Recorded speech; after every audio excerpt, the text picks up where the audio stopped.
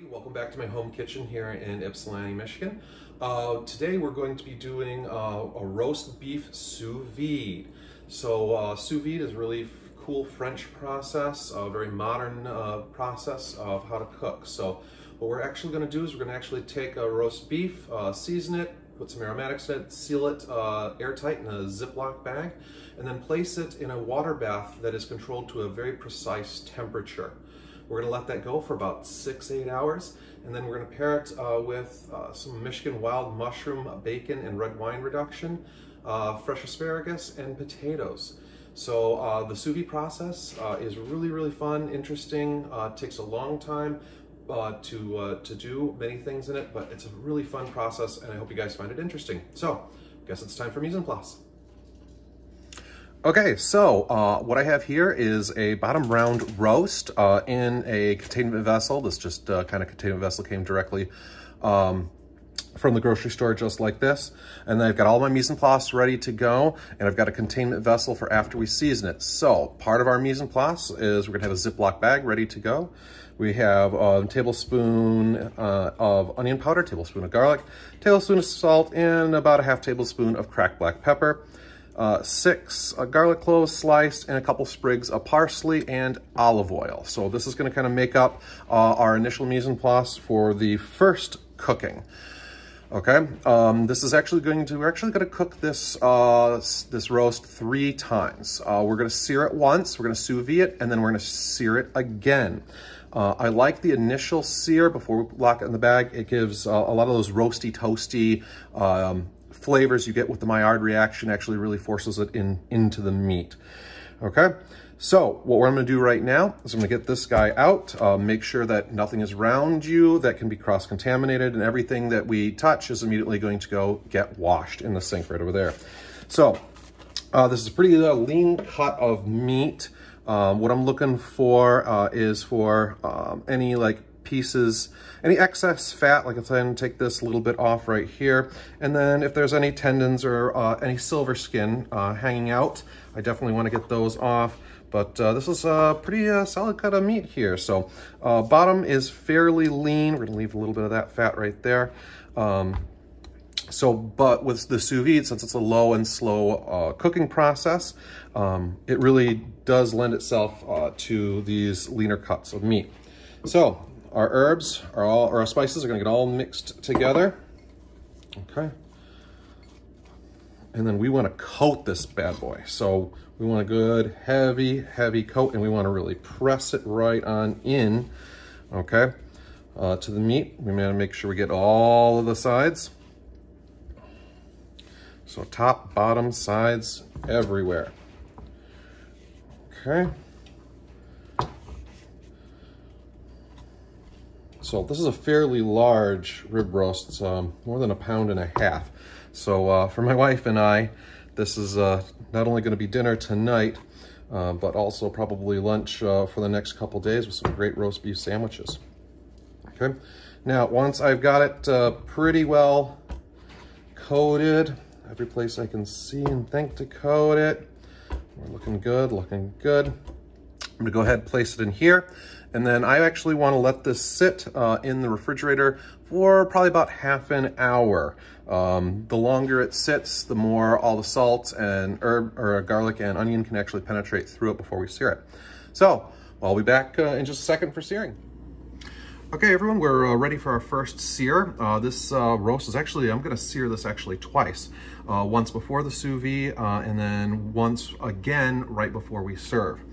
So we have a cast iron skillet going here. Cast iron is really important for this process. It holds heat very well, and actually helps with that Maillard reaction, that caramelization that comes on the outside of meat. So I've got it up pretty high temperature. This is probably gonna get a little bit smoky, but that's kind of what we want. As you can see, this he spent about a half an hour in the refrigerator, and you can actually see a little bit of moisture starting to come out, and that's exactly what we want. Okay, that means that salt has started to penetrate a little bit. Okay, so here we go. We're gonna do about a tablespoon of olive oil or so. You can see it's actually starting to kind of separate a little bit out there, so we know we've got a really good hot pan. Okay, And in we go.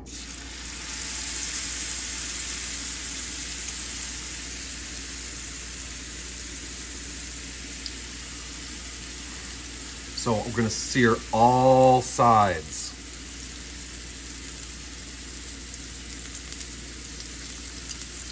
Okay, so we've got good searing. We got a little bit of smoke going on, so try not to smoke your house out. If you can do this outside on a grill, it actually would be even better. So I haven't played with it too much. I didn't want to move it around, but we're gonna kind of just take a little peek. I can see just the edges along the pan start to get brown. So we'll give it a little flip. Hey, hey. Beautiful browning. Exactly what we're looking for. It's fairly light browning, but that's okay. Remember, we're gonna sear it again right before we serve it, right before we carve it up. So that's perfectly fine. So we're gonna go ahead, give the other side another 3 or 4 minutes, just like we gave this side, and then we're gonna actually get all the ends.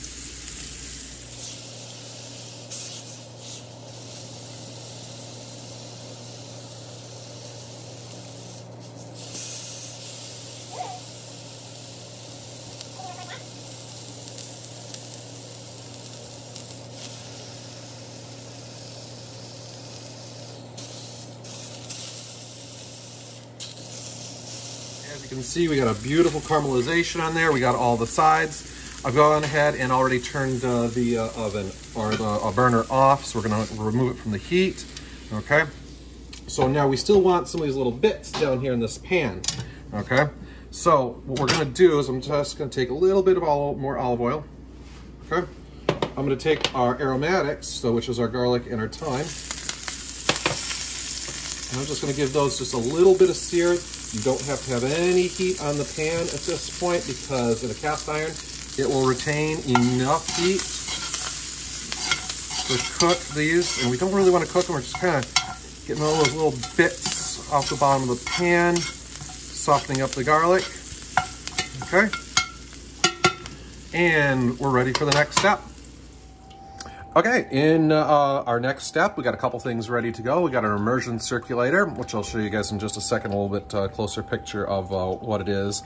So basically an immersion circulator, this is actually borrowed from the scientific industry, but inside this tube is actually heating coils and a pump that circulates water. So in this big stainless steel pot, I got nothing but just plain old hot water, and it's gonna keep this water bath at precisely 135 degrees, give or take about a half a degree either direction. So let's get this roast in here. So we got our Ziploc bag. This roast has been cooling for about 10 or 12 minutes, so it is cool, okay? If you try to put it in the bag hot, obviously it's gonna melt the bag. So we're gonna go ahead and get that in there. This was bits from the bottom of the pan, the garlic, the thyme, okay, and all the fat that was at the bottom of the pan. Okay, we're gonna get that in there, into that bag. Get all those little meat juices in there too, because it's nothing but delicious umami flavor. Okay, so now we're gonna seal this guy up. So now if I just tried to put him in here into the water like this, okay, he'd float because there's so much air around him. So what we're gonna do, okay, so first of all, I'm gonna try and press out as much air as I possibly can. I'm gonna leave just this edge, okay, of the bag, of the Ziploc unzipped. We're gonna go ahead, we're gonna place him down into the water, and we're gonna let that air come out.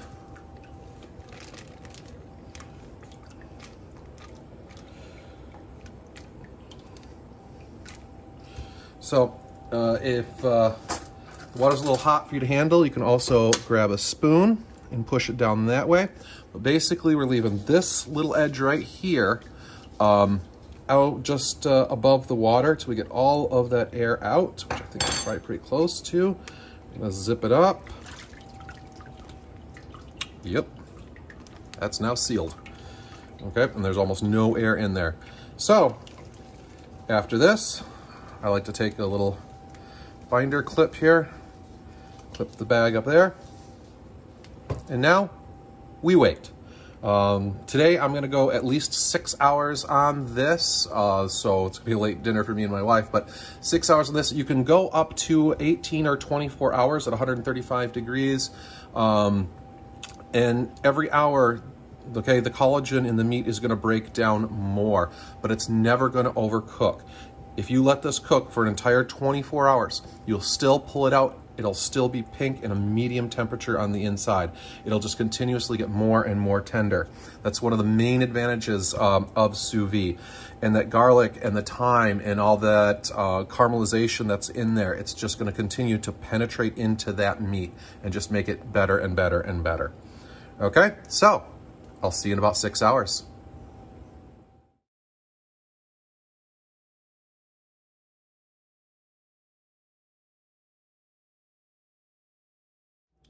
Okay, so it's been about 5.5, 6 hours or so that our steak's been in the immersion circulator, sous videing away. So now it's time to start getting our mise en place around for the sauce. So I've already done a couple side dishes. So I've actually over here have fresh Michigan asparagus, little sea salt, little olive oil, that's it. Just gonna pan sear that really quick. I have potted potatoes already in the oven. We'll do a side dish episode coming up here very soon. But for our mushroom and red wine reduction, okay, what we got going on here is half a cup of red wine. You can go ahead and eliminate the red wine and replace it with beef stock if you want.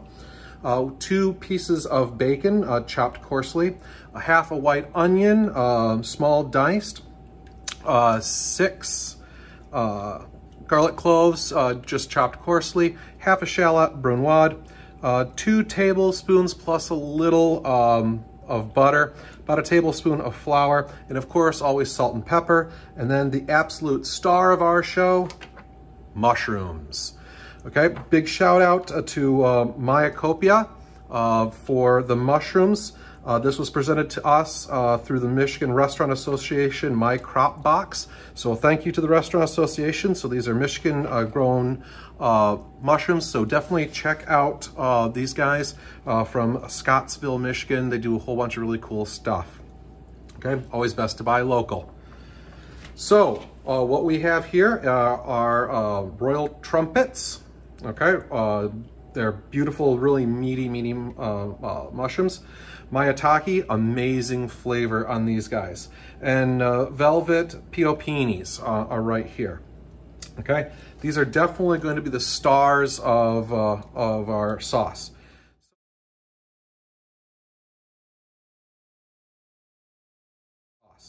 So what I want to do now is I want to start kind of breaking them down.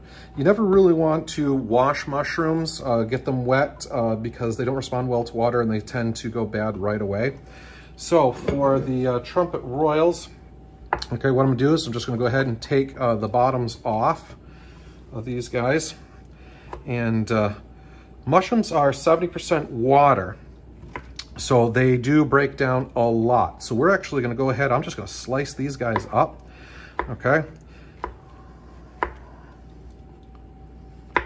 So it's gonna look really cool on the plate with these big giant chunks of mushrooms.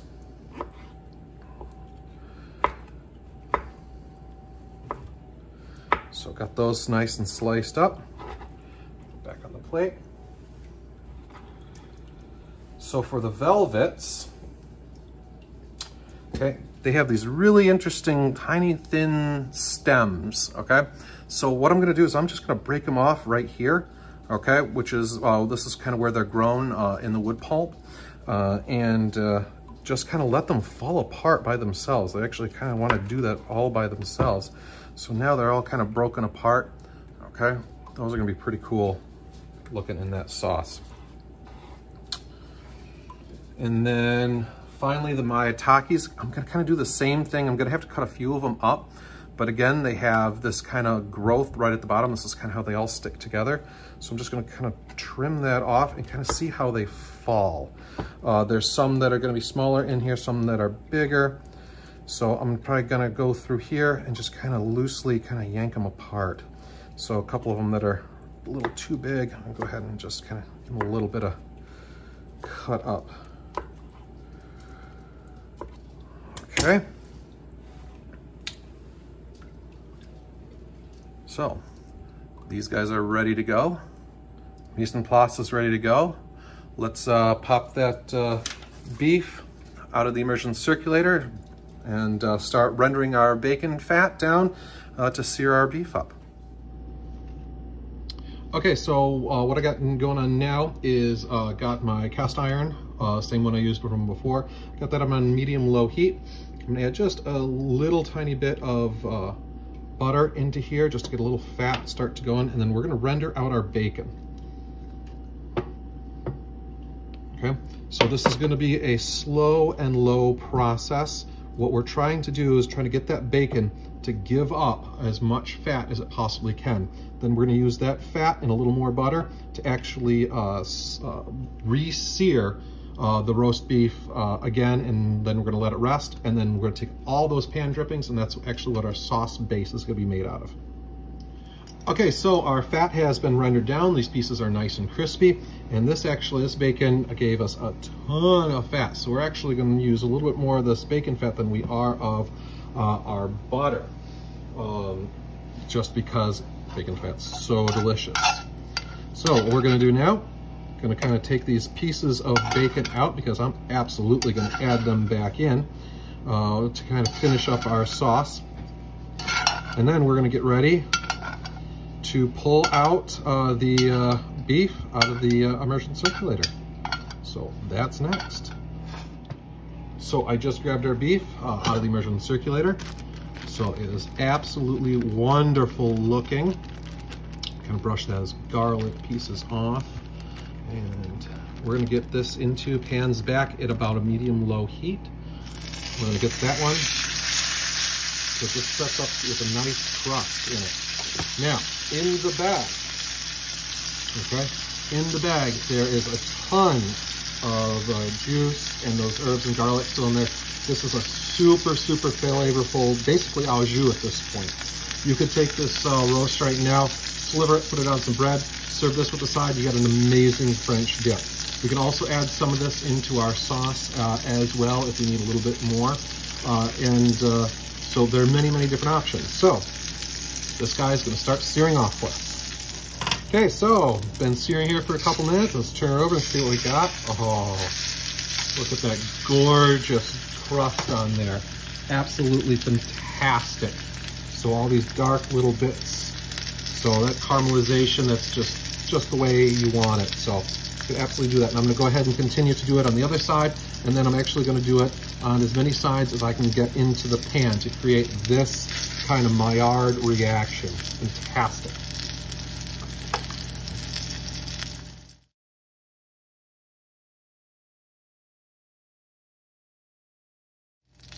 Okay, so I've seared all of the sides on there. I'm gonna actually turn my heat down actually even lower than what I had it before.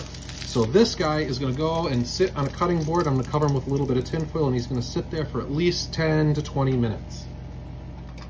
So now in this pan, we've got all these little bits from the bacon fat and from what we just did. So we're actually just gonna go ahead and start our sauce. So I don't think we're gonna need much butter at all. So garlic, shallot, going in. Onions on top of that.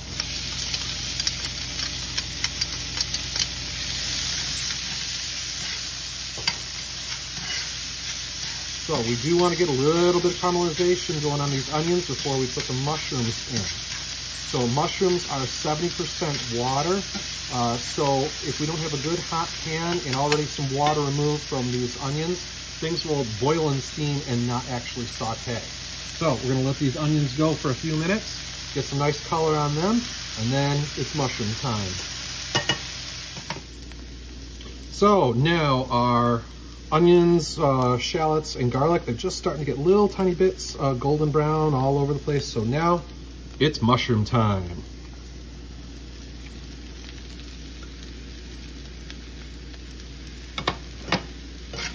Still got that medium or so heat. Want to keep things sizzling, but we don't want things to start burning in our pan. So these mushrooms are going to start rendering down over the course of about 5 or 10 minutes or so.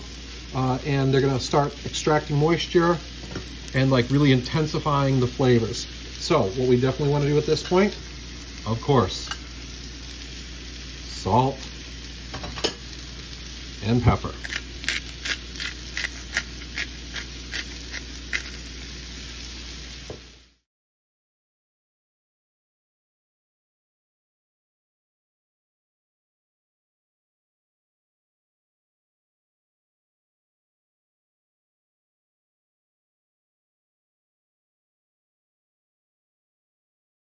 As you can see, it's been about 10 minutes or so, and our mushrooms have given up a ton of volume. That water is starting to evaporate off.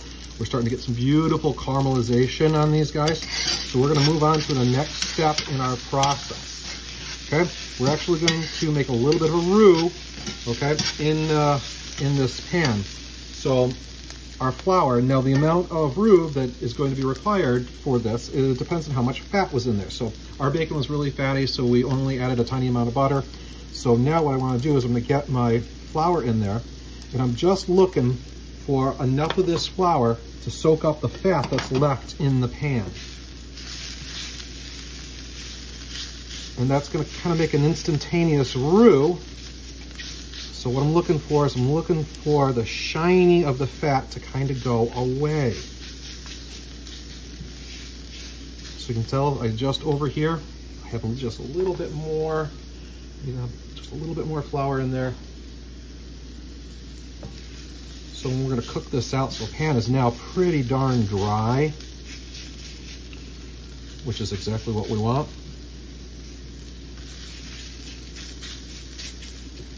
Okay, wine time.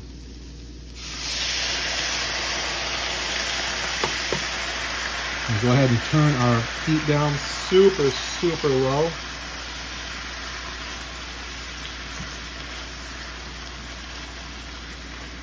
So we're going to let this simmer for about 2-3 minutes. And then we're going to check it for salt and pepper.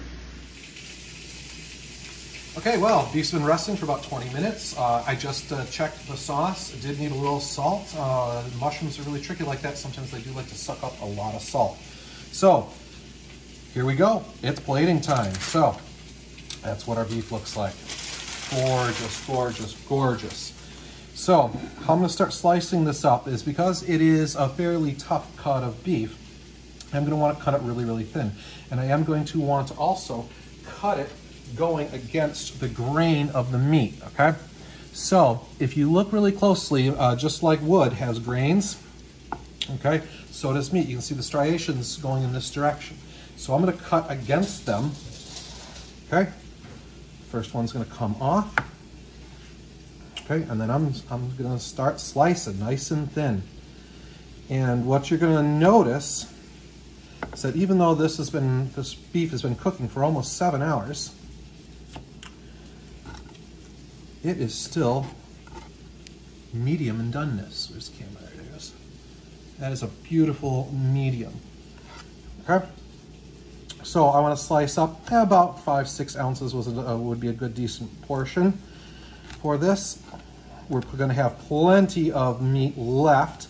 We can go ahead and start refrigerating this roast beef right away after we're done slicing it and put it on a salad the next day. We can even return it to the immersion circulator and let it go even overnight if I really wanted to. Okay, so here's a beautiful sliced roast beef. That'll take about 5-6 ounces here. Go right on the plate.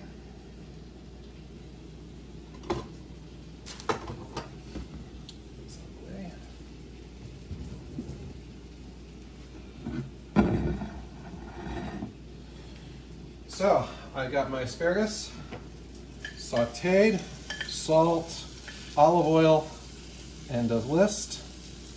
Go ahead and place that. Nice neat roll right there. Next, I got our sauce. And I'm gonna go ahead, I'm gonna take these crispy little bacon bits, toss those back right into the sauce there. A little spin around.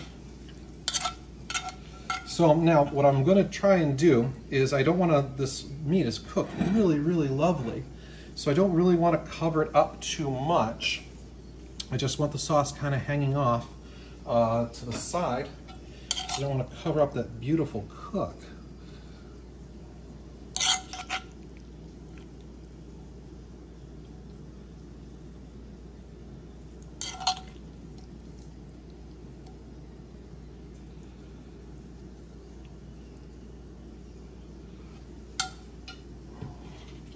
So, and then to finish the whole thing off, I went out and grabbed a little chive out of the garden. So we'll just throw a little chive down. Gives it a little more color. And our side dish is our starch, which is a beautiful cheddar potted potatoes. So this is how I would present it to the guest.